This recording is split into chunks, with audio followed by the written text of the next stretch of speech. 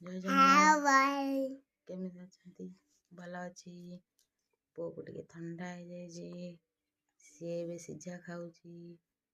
ତୁ ଟିକେ ନମସ୍କାର କରିଦେ, ଦି ହାତ ଯୋଡ଼ିକି ଜୟ ଜଗନ୍ନାଥ। କେମିତି ଅଛ? ଭଲ ଅଛ? ମୁଁ ଏବେ ଖାଉଛି ସିଝା। ଦେଖନ୍ତୁ ଏବେ ମୁଁ ପୁଅ ଖାଉଛି ଆଳୁ ପୋଡ଼ା,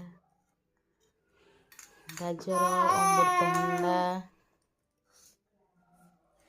ଅମୃତଭଣ୍ଡା, କଦଳୀ, ଡାଲି ସିଝା ହେଇଛି ଖାଉଛି।